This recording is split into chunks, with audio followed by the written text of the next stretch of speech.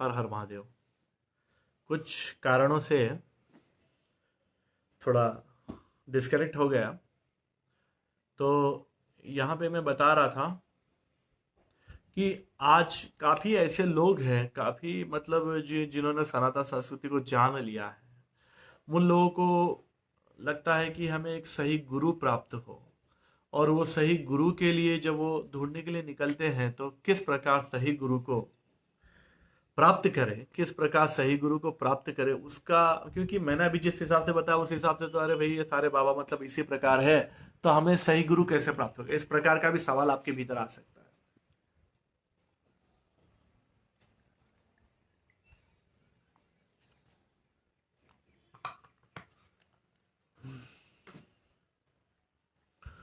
देखिए, जो सही गुरु रहेगा वो सबसे पहले शांत रहेगा।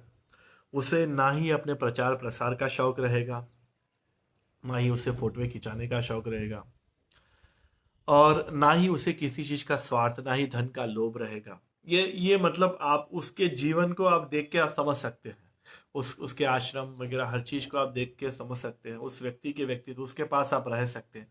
और वो सभी के लिए सुलभ होता है। शास्त्र में कहते हैं कि जो सही गुरु होता है वो सभी के लिए सुलभ होता है, सभी लोग उस तक पहुंच सकते हैं, वह सभी तक पहुंच सकता है। ऐसा मतलब गुरु मत बनाइए जिसके पास आप पहुंच भी ना सको, जो मतलब एक साथ ही हजारों लोगों को दीक्षाएं देता हो, ऐसे दो दो हाथ ऐसे, मतलब वैसा गुरु मत बनाइए। गुरु ऐसा बनाइए जिससे आप बातचीत कर सकते हो, सवाल जवाब कर सकते हो, जो एक सिद्ध योगी हो, जिसने तपस्या की हो, जो जो आपको ज्ञान देता है उस ज्ञान पे वो ऑलरेडी ठहरा हुआ हो, तो वही सिद्ध योगी और सिद्ध गुरु है। और उसे ऐसे गुरु को ही गुरु बनाना चाहिए। देखिए अभी काफी ऐसे बाबा है जो मतलब कुंडलिनी शक्ति का ज्ञान देते हैं। कुंडलिनी शक्ति का ज्ञान क्या, कुंडलिनी शक्ति की दीक्षा तक देने के लिए वो बाबा बैठे हुए हैं। मतलब आजकल काफी मैं देखता हूँ कि काफी बाबा ऐसे हैं जो कुंडलिनी शक्ति की दीक्षा देने के लिए बैठते हैं, और काफी लोगों को वो देते भी हैं। लेकिन मैंने जब पर्सनली मैंने देखा कि वो लोग खुद जो दूसरों की कुंडलिनी शक्ति को एक्टिवेट करने की देख रहे हैं, उनकी खुद की कुंडलिनी शक्ति एक्टिवेट नहीं है। उनको खुद को ये तक पता नहीं कि कुंडलिनी क्या है। षट चक्रों की जो बात करते हैं, मैं उन लोगों की बात करता हूँ। षट चक्र में मूलाधार आता है, स्वादिष्ठान आता है, मणिपूरक आता है, अनाहत आता है, विशुद्धि आती है, आज्ञा आता है, सहस्त्रार आता है। ये षट चक्र क्या है, अगर आप उनसे बात करेंगे तो उसके बारे में डिटेल नहीं नहीं बता पाएंगे वो लोग। आप बता देंगे कि हाँ भाई, ये एक फोटो दिखाएंगे आपको, फोटो के अंदर दिखाएंगे कि यहाँ पे एक लाइट है, यहाँ पे आपको पिंक कलर की लाइट है, यहाँ पे वायलेट की लाइट है, यहाँ पे ब्लू लाइट है, यहाँ पे ग्रीन लाइट है। आपको षट चक्र में 6 लाइट की फोटो काफी मिलती है, गूगल में भी मार दो, आप इंटरनेट में मारो, आप कहीं पे मारो, फुल लाइट फुल फोटो है। तो आज सब काफी लोगों ने अपलोड की है। बस ये 6 एनर्जी बिंदु है, और इनसे ही ये षट चक्र की साधना है। कुंडलिनी शक्ति को एक्टिवेट करने के लिए बाबा आपके सर पे कुछ हाथ वगैरह रखेंगे, कुछ मंत्र पढ़ेंगे, आप लगेगा कि हाँ बाबा ने हाथ रख दिया, मेरी कुंडलिनी शक्ति एक्टिवेट हो गई, मैं महात्मा हो गया। आप ये गलती कतई कतई मत करिए कि आप जो है कोई भी मतलब एक साथ 1000 लोगों को कुंडलिनी शक्ति की दीक्षा दे रहा है और आप जाके वहां बैठ गए तो आपकी कुंडलिनी शक्ति एक्टिवेट हो रही है। नहीं नहीं, कुंडलिनी शक्ति इस प्रकार एक्टिवेट होती है। मैं आध्यात्म के इन सभी विषयों की, इन छोटे छोटे विषयों की चर्चा के लिए ही यहाँ पे आया हूँ, जिससे आप जो है ये जो भ्रमित मार्ग में जो आज सभी लोग जा रहे हैं, जो सभी लोग ये इनके जो चंगुल में फंस रहे हैं, आध्यात्म ये गलत चंगुलों में, गलत बाबाओं के गलत ज्ञान में, या मतलब इन्होंने एक्चुअल में जो वास्तव में हमारा जो सनातन धर्म है ना, वो बिल्कुल अलग है। वास्तव में जो हमारा सनातन धर्म है वो बिल्कुल अलग है। लेकिन जो इन बाबाओं ने, ये जो बीच के जो बाबाओं ने, जो ये कमर्शियल बाबाओं ने जो सनातन धर्म, ये जो एक धर्म बना के रखा है, जिन्हें हम सनातन धर्म नहीं कर सकते, उन्होंने केवल और केवल अपने स्वार्थ के लिए बना के रखा, अपनी रोजी रोटी चलाने के लिए बना के रखा। और काफी भोले भाले लोग इन सब चीजों में फंसे हैं।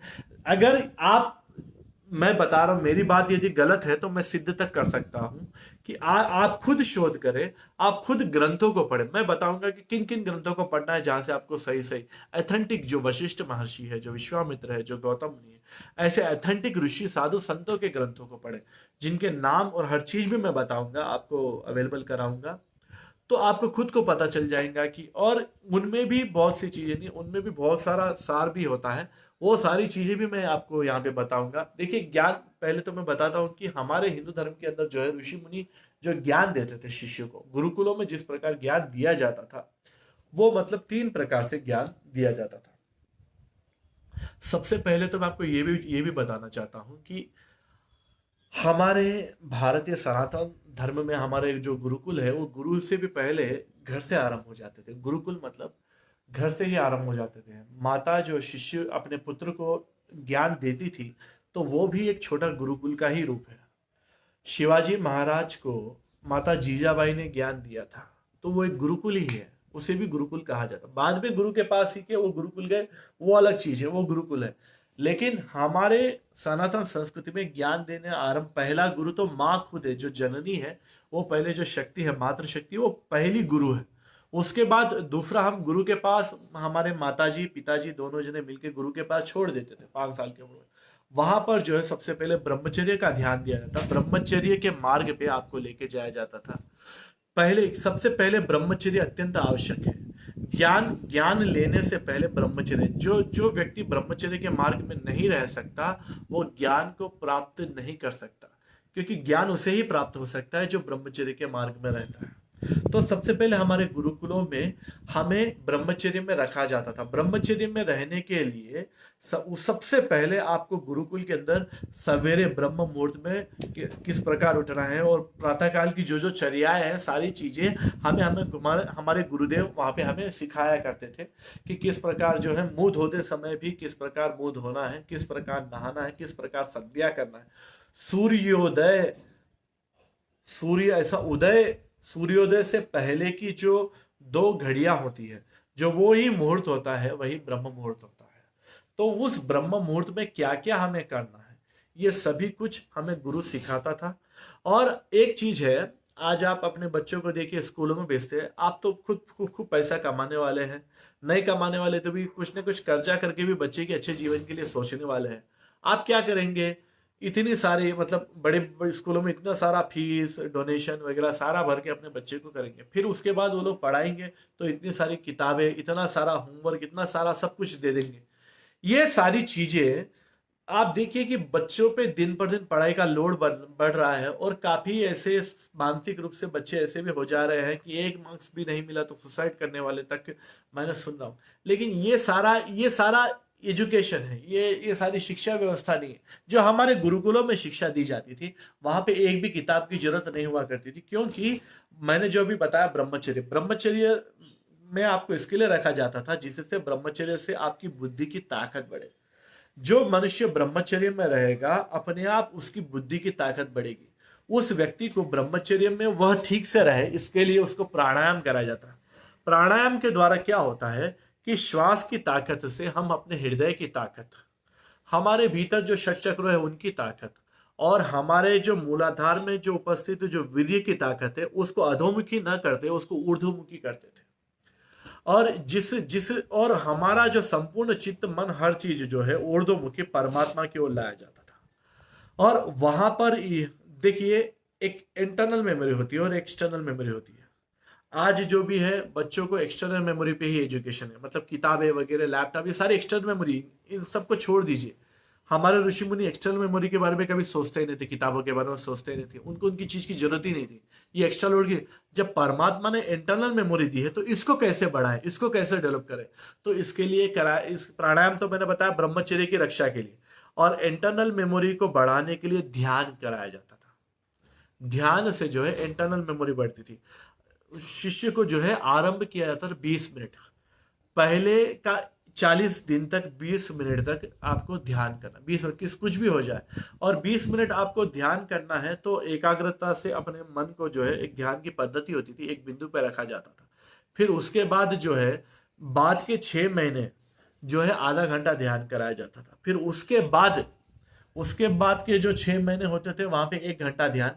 और ये प्रक्रिया ऐसे ही होती होती होती इस प्रकार हो जाती थी कि शिष्य रात को 1 बजे 2 बजे ही उठ जाता था, और 2 बजे उठा हुआ शिष्य ब्रह्म मुहूर्त तक, मतलब समझो 4 या 5 घंटे तक वो लगातार बैठा हुआ ध्यान करते रहता था। तो उसकी इंटरनल मेमोरी इतनी अधिक हो रहती थी, इतनी इतनी अच्छी, उसकी एकाग्रता शक्ति इतनी बड़ी हुई रहती थी, इंटरनल मेमोरी इतनी अधिक अच्छी रहती थी कि बड़े बड़े डिसीजन के लिए जो आज हमें एक एक महीने लगते हैं, वैसे बच्चे खाली एक एक मिनट, दो दो मिनट में ही अपनी बुद्धि की ताकत से बड़े बड़े डिसीजन ले लेते थे। और वो लोग वो और इतने सारे ग्रंथों का ज्ञान पूरा इसमें रहता था। मैं बता रहा हूँ 1 लाख टेगा बाइट, इसका खाली एक छोटी इकाई है। 1 लाख टेगाबाइट, हम बोलते हैं ना ये किलो बाइट, मेगा बाइट, कितना मेगा बाइट इंटरनल मेमोरी, तो टेगाबाइट मतलब 1000। तो मैं बोला 1 लाख टेगाबाइट खाली एक इसकी इकाई है। इसमें इतना रहता था कि उससे भी अधिक हम, मतलब इतना सृष्टि का संपूर्ण अनंत ज्ञान भी इस बुद्धि में ठहर सकता है। चीज ये है कि ब्रह्मचर्य और एकाग्रता सबसे मुख्य चीज है। ब्रह्मचर्य से एकाग्रता की प्राप्ति, और जिसके पास ब्रह्मचर्य नहीं है उसे एकाग्रता की प्राप्ति नहीं हो सकती। ये चीज बहुत मुख्य है, क्योंकि ब्रह्मचर्य जो है सबसे पहले आपके शरीर की रक्षा करता है, फिर उसके बाद आपके मन की रक्षा करता है। जब शरीर और मन दोनों जब स्थिर होते हैं तभी एकाग्रता की प्राप्ति होती है। मन को स्थिर करने के लिए मन से ध्यान करते हैं। ध्यान अलग चीज है, एकाग्रता अलग चीज है। एकाग्रता का उपयोग जो है योग दर्शन में, योग में किया जाता है। और एकाग्रता जब हमारी अधिक हो जाती है तो पतंजलि योग सूत्र में स्पष्ट बताया गया है कि सबीज समाधि होती है, फिर उसके बाद निर्बीज समाधि होती है।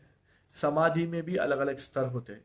ये मतलब बहुत ही गहरी चीज और एक बहुत सी अलग सी चीज है। यहाँ पे आप देखते हैं, आप काफी छोटे बच्चे आजकल मतलब देखते हैं और अट्रैक्टिव भी होते हैं, टीवी भी देखते हैं तो एवेंजर बोलते हैं।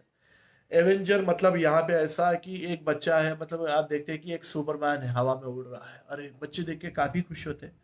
एक होता है ही मैन होता है जो काफी बलवान होता है, सिम्बू की जैसी ताकत होती है। फिर एक स्पाइडर मैन होता है, वो जाली छोड़ता है, जाल मकड़ी की जैसे।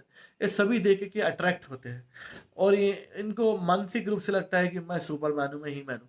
लेकिन मैं बता रहा हूँ ये इसमें आपने, आपके जो बच्चे इस प्रकार जो सोच रहे हैं वो काफी अपने आप को कम आंक रहे हैं। हमारे ऋषि मुनियों ने सोचने और समझने की ताकत इतनी बढ़ा दी थी कि अपने आप को हर एक मनुष्य शिवोहम भाव में रखता था। हर एक लड़का अपने अपने भीतर के शिव को देखता था और बिना किसी अहंकार के सृष्टि में कर्म करता था, परिपूर्ण मर्यादा से, श्रद्धा से। शिक्षा से जो है चरित्र का निर्माण होता था। गुरुकुल में शिक्षा भी दी जाती थी कि किस प्रकार माता पिता से बात करें, किस प्रकार हम अपने चारों ओर रहने वालों से बात करें। फिर विद्या दी जाती थी। शिक्षा से चरित्र का निर्माण हुआ, विद्या से जो है आत्मा का विकास हुआ, और आत्मा का विकास ही आगे बढ़ के आध्यात्म के स्तरों से हम ऊंचे उठते हुए हम परमात्मा तक पहुंचते थे। इसके अलावा जब हम लौकिक जगत में रहते तो लौकिक जगत की आपूर्ति के लिए हम क्या करें, अपने भीतर के पुरुषार्थ को किस प्रकार जगाएं, इन सारी चीजों को जो है हमारे ऋषि मुनि ध्यान में रखते हुए हमें बिल्कुल किस एज में हमें क्या चाहिए, 5 साल की हमारी उम्र है तो हमें क्या चाहिए, 6 साल की उम्र है हमें तो क्या है, क्योंकि 5 साल की उम्र में हम गुरुकुल रहते थे, 5 से 25 साल की उम्र तक हम गुरुकुल में ही रहते थे। तो 5 से 25 साल की उम्र तक, हाँ, और एक यहाँ पे मुख्य बात यह है कि आज जो स्कूल होते हैं वो नहीं है, लेकिन वो जमाने में जो गुरुकुल हुआ करते थे उसमें 2 प्रकार के मुख्य जो गुरु हुआ करते थे। एक गुरु जो है आपको ज्ञान देता था, शिक्षा देता था, विद्या देता था, और दूसरा गुरु आपको धनुर्वेद में आ गया, मतलब आपको सेल्फ डिफेंस बताता था। गुरु ज्ञान के साथ साथ आपको सेल्फ डिफेंस भी सिखाते थे। आप देखिए राम जी के 2 गुरु हैं, वशिष्ठ जी और विश्वामित्र जी। वशिष्ठ ब्रह्म ऋषि और विश्वामित्र। तो आप देखिए वशिष्ठ जी जो है इन्होंने पूर्ण रूप से राम जी को ज्ञान दिया। विश्वामित्र ने धनुर्विद्या वगैरह सब सिखाई, किस प्रकार सेल्फ डिफेंस करना है, किस प्रकार सबकी जान बचाना है, ये सारी चीजें। मतलब इस प्रकार 2 ऋषि हुआ करते थे, 2 गुरु हुआ करते थे, जो एक तो हमें इंटरनल ज्ञान और दूसरा उसकी रक्षा। ज्ञान और रक्षा, ये 2 चीजों को मेन केंद्र में रख के गुरुकुल उस समय चलते थे। आज जो है गुरुकुल हट गए, स्कूल आ गए, और स्कूल के अंदर भी जो है ज्ञान तो नहीं रहा, ना ही शिक्षा रही, सिर्फ एक ऐसी पढ़ाई रही जो जो मतलब पढ़ाई है, जो मतलब आपको सिर्फ पैसे कमाने के लिए बताई जाती है। और वो भी पैसे आप अपने घर में माता पिता, ये स्कूल जाने से बदले माता पिता के सामने 4 दिन पिताजी के साथ रहे दुकान पे, तो पिताजी पैसा कमाना बताएंगे, क्यों स्कूल जाने की जरूरत है खाली पीली। मैं बता रहा हूँ पिता के पास रहने पे अच्छी आपकी दुकान चल जाएगी, अच्छा ही। और बता, अभी अभी ये सिर्फ भारत में ही एक बहुत बड़ा ये चलता है चाइल्ड लेबरिंग के नाम पे। तो अब बताइए, जापान में, चाइना में वगैरह हर देश में बचपन से ही बच्चों को जो है हर काम, कौन सा काम कैसे करना है, हर चीज बचपन से सिखाई जाती है, बचपन से ही। मतलब ये स्कूल पढ़ता हुआ बच्चा जो है, आप देखिए, मैंने काफी देखा है बाहर के देश में, बच्चा होता है, यहाँ पे स्कूल जा रहा है और वहीं पे पीछे पीछे जो है बेकरी के अंदर जॉब कर रहा है, तो क्या वहां पे चाइल्ड लेबरिंग नहीं हो रहा है? दूसरे देश में नहीं हो रहा है? ये भारत में ही मैं बता रहा हूँ ना, जहाँ पे उदार और सादगी ज्यादा रहती है, वहां पे ऐसे काफी, मतलब देखिए, जहाँ पे जमीन बहुत ही अधिक उपजाऊ हो जाती है, तो वहां पे फालतू की घास बहुत अधिक स्पीड से उगने लगती है। तो हम यहाँ पे ये जो ये भारत जो है, यहाँ के लोग अत्यधिक हद से ज्यादा ही उदार है। तो हद से ज्यादा ही यहाँ पे ड्रामे चलते हैं, हद से ज्यादा आडंबर चलते हैं। यहाँ की हर जगह पॉलिटिक्स है। और मैं बता रहा हूँ, लेकिन इतना सब कुछ रहने के बाद भी मैं फाइनली मैं आज, गुरु जी ने आज सब कुछ बता दिया। ये ऐसा है कि फिर मैं कल यही समय पे, कल मैं बिल्कुल यही समय पे, मतलब 12 बजे, मैं कल फिर ऑनलाइन, मतलब लाइव होने वाला हूँ, और इसमें हम कंटिन्यूली आगे बढ़ने वाले हैं। कुछ दिनों तक मैं मेरी चर्चा रहेंगी आप लोगों से। आप लोग कुछ भी धर्म से संबंधित कोई भी सवाल है तो मुझे आप पूछ सकते हैं, इसका जवाब भी मैं ऑनलाइन आपको देने वाला हूँ। मैं ऑनलाइन इसी के लिए आया हूँ कि आप, मैं कम से कम यहाँ पे ऑनलाइन रह के आप लोगों को गाइडलाइन, मेरे जहाँ तक मेरी बुद्धि है, जहाँ तक मेरा ज्ञान है, जहाँ तक मेरे गुरु का आशीर्वाद है, वहां तक मैं आपको, मेरी ओर से जितना हो सके उतना अधिक मार्गदर्शन दूं। और एक स्वस्थ स्वस्थ और शुद्ध, परिपूर्ण, अपने आप में परिपूर्ण जो वास्तविक जो सनातन संस्कृति है, वह वापस से पुनर्जागृत हो। सनातन संस्कृति जागृत करने के लिए तो सभी सोच रहे हैं, लेकिन वास्तव में सनातन संस्कृति का भी एक स्वस्थ, एक शुद्ध स्वरूप भी है। और वो स्वरूप से ही सनातन संस्कृति जागृत होना बहुत जरूरी है। तो हर हर महादेव, शंभो शंकर, जय महाकाल। कल हम फिर मिलेंगे और हम आगे इसके विषय में तंत्र, क्योंकि मुझे काफी चीजों में डिस्कस करनी है, तंत्र के विषय में बात करना है, योग के विषय में, साधनाओं के विषय में बात करना है, हमारी गुरुकुल व्यवस्था और बहुत सारी चीजें। भारत देश एक ऐसा है कि अपने आप में ही अनंत है। इसमें इसका ज्ञान अनंत है, इसकी कल्चर, संस्कृति, हर चीज अनलिमिटेड, कोई अंत नहीं है।